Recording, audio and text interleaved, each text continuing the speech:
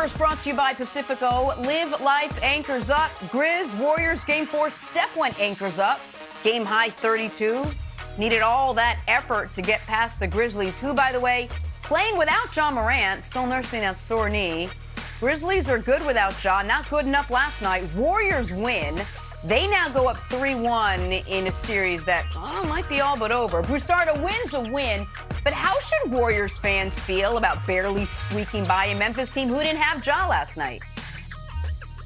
They should feel great, Jenna. Like you said, it's all about winning in the postseason. No matter how ugly, you win and advance. And they showed two things last night.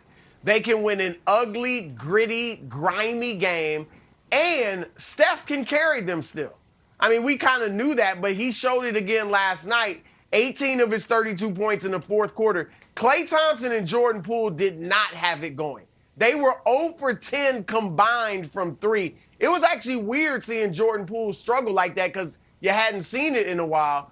But without those two doing their thing, Steph was able to step up. And Nick, Memphis showed you why they were 20-5 in the regular season without Ja.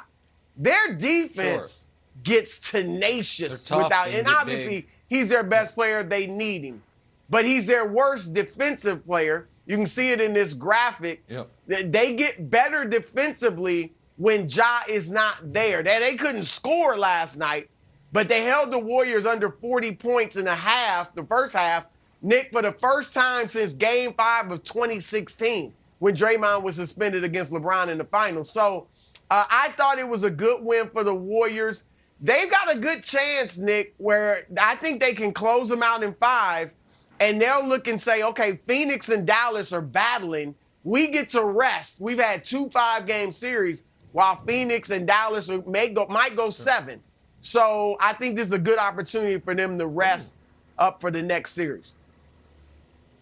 Phoenix, Dallas might go 7. That's an intriguing thing because I heard it was going to be a great I sweep, really don't which is believe a fake that, thing but that no I'm one's just trying ever to be discussed nice. or considered.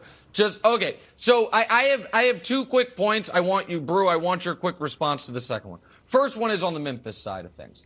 This is just as devastating of a loss as you possibly can have. They had I understand Ja wasn't there. They had control of this game and they blew it. And I feel like the butterfly effect of Steve Kerr's post-game comments about Dillon Brooks continue to have the longest tail of this postseason. I think it led to him getting suspended, which then those comments led to Ja getting out of character and taking a shot at Jordan Poole that I don't think Ja even's heart was in. And then in this game, it led to Dillon Brooks thinking he was 2017 Jordan Clarkson, where every time it's whose time is it? My time. My time to shoot. Dillon Brooks was brutal. So I felt that Kerr's comments was the first domino. Here's my other bigger takeaway that I want your take on. Neither of these teams can beat Phoenix or Dallas. I am not impressed by Golden State. Wow. I think we have, going into last night, this postseason, Jordan Poole was shooting 55, 45, 89. He's not going to do that. And last night we saw water find its level a bit. Klay is, I hate to say it, he's the artist formerly known as Klay Thompson at this point. Maybe he'll get back at some point next year, but it ain't coming this year. And, when you're playing Damian Lee those types of minutes, you're starting Jonathan Kuminga, then putting him on the bench. Draymond Green refuses to shoot the basketball. They need Jordan Poole to be 28 a game. And I don't think he's that level player, even though he's been excellent in this postseason. And so I think that whoever wins this series gets rewarded, and it'll be Golden State, it looks like, by Phoenix or Dallas beating them. I thought the Warriors were kind of a sneaky, real title contender if healthy. I no longer think that. Wow. Look, I've been with Phoenix for the past few months. I'm sticking with them. But I do think, Nick, Golden State would beat Dallas. If Dallas somehow gets past Phoenix, I think Golden State I would take them in that series. Memphis, Dallas would be very interesting, but I don't think Memphis is getting out of this round. But that would be an interesting series if Ja could play of young stars. But no, I'm not as down on Golden State as you are. I think they had a tough, gritty game last night, Wilds, but I still believe in them. All right, Broussard, I want to get your take on what Steph said after the game. The Warriors shot 9 for 37, 24%, so historically low. Steph addressed it and then walked back some comments. Take a listen. You talk about historically bad shooting, and a lot of history is made. He's named head coach twice, 24 hours. I felt like we got traded to the Kings overnight. You misheard that. I was saying because Mike was the coach, it felt like we all got traded because there was a lot of talk about him being the head coach, and obviously all of a sudden now he is the head coach of our team tonight. So it wasn't about how we were playing. It was about just the vibe of Mike Brown as the head coach of the Kings, and all of a sudden now he's the head coach of two teams. So got to get that straight. Yeah, it's a good save. Thank you.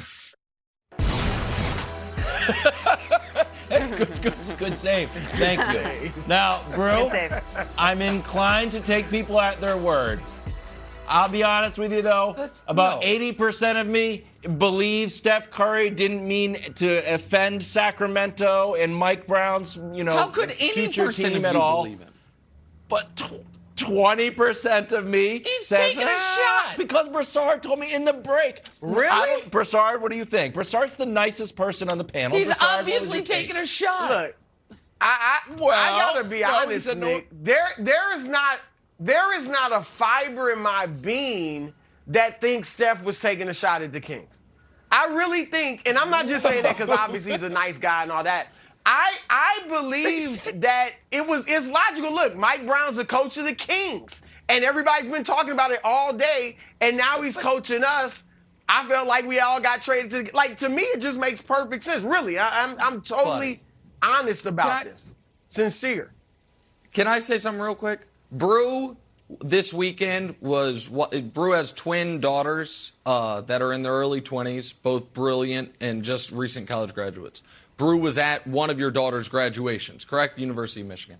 Man, oh Right, man. in Michigan. Yeah. I cannot imagine how they ran roughshod over you as older teenagers. No, Dad, of course that's not where I was. No. And it's like, I believe you, daughter. I take you at your word. What are you talking about? Your credulity knows no bounds. He's obviously taking a shot. Yeah, I know. Celtics Bucks. More things about the league. Let's not do that thing. About the fire code. Let's not do that thing, Nick. We got the start this morning in Milwaukee. All right, Celtics Bucks Game 4. Guess who showed up for this one? Jason Tatum. Tatum following up his 10-point effort in Game 3 with 30 last night, and the Celtics needed every ounce of that effort. They had to rally. They outscored the Bucks by 15 in the final frame. Good enough to take Game 4. Boston wins 116-108. This series now tied at 2. Broussard, it's actually turning out to be a pretty good series. Are you surprised that Boston stole Game 4 on the road against Giannis in Milwaukee? Jenna, you know the answer to that. And so does Nick Wright.